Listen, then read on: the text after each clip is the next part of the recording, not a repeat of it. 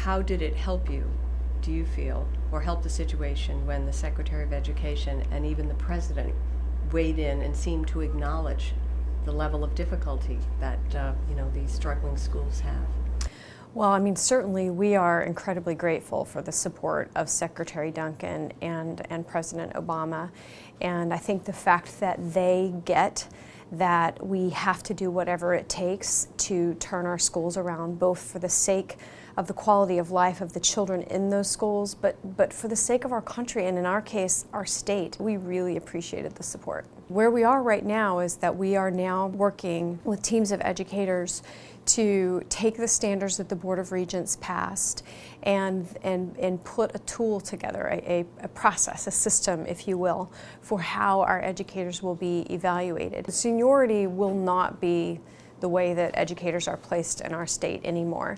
What's happening in Providence is the fulfillment of an order that Commissioner McWalters gave to Providence right before I came.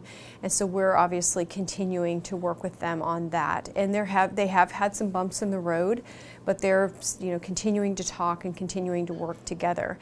In addition to that, we also then notified all of the superintendents in every district in the state that they needed to change their contracts and find negotiate with their teachers union and get a system in place that's not based solely on seniority. We need to have teachers and principals placed in our schools based on what students need, not based solely on seniority. The education funding formula was passed in the legislature right at the end of the session. Talk about how that will, in your view, help struggling districts. There are some districts which might say, am I going to be hurt by this? Well, for us, this education funding formula for our state was an incredibly important foundational element for the work that we're doing.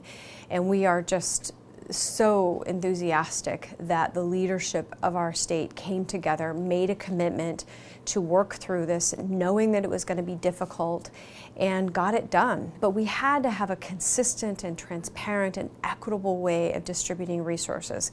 How would you characterize your relationship with certain union leaders, Marcia Rebeck from Federation? I mean, I honestly think that we have a growing and evolving supportive relationship. I think ultimately, while we look at it from different perspectives, I mean, her primary perspective is making sure that educators are treated well, that they are, in strong working conditions and all of that. And I think that's an important responsibility to have.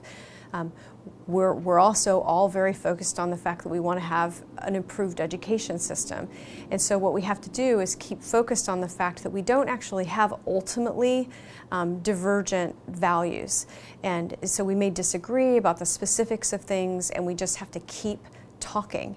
And the fact that we're going to disagree on something, maybe even sometimes publicly, is not the end of the world. It's just part of the process. Would you say this is one of the tougher teacher union, strong states you've ever encountered?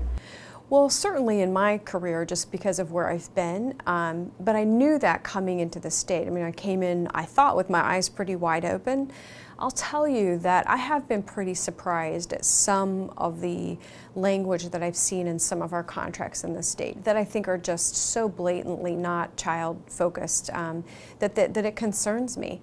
And these are the things that we have to work through, and we'll be working with districts, and they'll be working with their teachers' unions as those contracts are negotiated. And we're going to make sure that the contracts are consistent with the basic education program, which has very specific expectations for being child-centered and ultimately providing the quality of education that our kids need and deserve. Right now in our state, only 55% of our high school graduates go on to college, which ranks us 43rd in the country.